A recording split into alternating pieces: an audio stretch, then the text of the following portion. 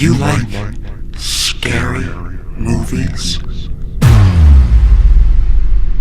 Movies that are gory, experimental? I found something. A fable turned nightmare. Full of depth, color, and some of the trippiest, goriest shit you will ever see.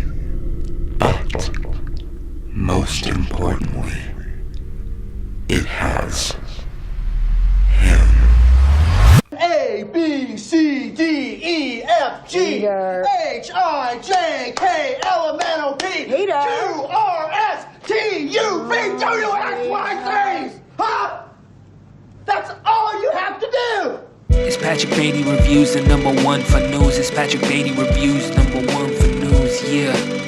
Tune in, get up. Yeah, what's up? Keep the change, you filthy animal.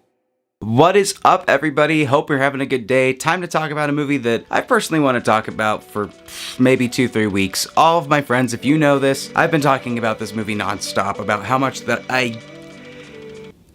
this movie, but it needed time. I needed time to digest what I had seen, and it's kind of changed my viewpoint on a review for this movie, because this isn't for everybody. In fact, this is a not your grandma, not your mom,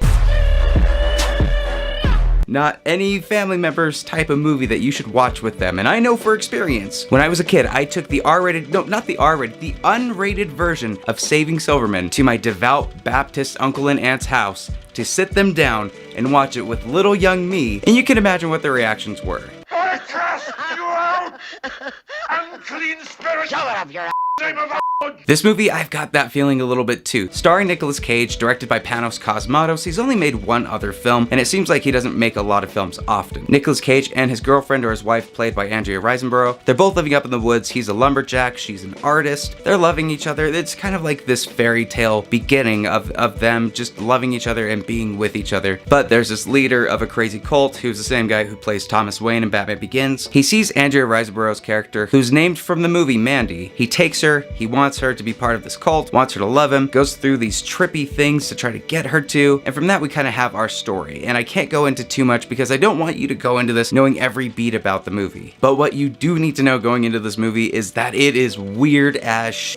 It's by far one of the weirdest movies of the year, and it's one of the best that's come out by far this year. First of all, the technical side of this movie is just so much fun to dissect. The cinematography, the camera work, the lighting, the sound, it's all done so expertly, and it's helmed so well by the director Panos Cosmatos. I've not seen his other movies, so I don't have anything to reference, but with this film, he knocked it out of the park. I was totally transfixed. A lot of times from the way that it was filmed and the way that it was shot, it feels like you're in kind of a hallucinogenic dream that can turn from a very good moment into a nightmare. Not everything is spoon-fed to you in this film. Not everything is something that you have to get exposition to understand, and a lot you have to figure out for yourself, which is one thing that as a person that loves movies, that loves going into films, that I do need to examine and look at and analyze. This film is heaven for me. This whole thing was helmed with so much creativity, so much love, and complete direction from this guy. It's an uncompromised vision, much to what you see in Mad Max Fury Road. It's such a unique film, and it's unique even more because Nicolas Cage is starring in it, and this isn't one of his straight-to-DVD movies. This is actually a movie that he's very, very good in, and it fits perfectly well for Nicolas Cage. He goes crazy all the time, he goes off script, he does whatever he wants to do, and the film services him for that. He's set up perfectly for the movie. It's one of those movies that's going to be incredibly divisive, but I really think if anybody wants to see this movie that they should go and experience it themselves and not just hear it from someone like me, because hearing it is one thing, but actually seeing this film is a completely different thing. There are some points in the film where you don't really know what Nicolas Cage is doing, and neither does the camera, it seems. Particularly one scene in a bathroom where it's trying to follow Nicolas Cage, but you could tell that Cage is just kind of doing whatever, and so the camera's having to readjust and correct itself a little too much. And it's a bit of a slow build-up. If you're going into this film looking for something that's really, really fast-paced, it does come into play in the movie after maybe about halfway through the second act. And yeah, not for everybody. I have to say that. I've recommended the movie to 3 people. So far, all 3 of them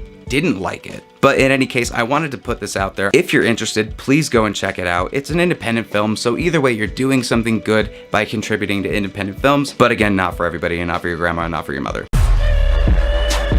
So guys, what did you think of Mandy? Whatever you thought, if you've seen it, leave a comment down below. Thank you so much as always for watching, and I will see you at the next review.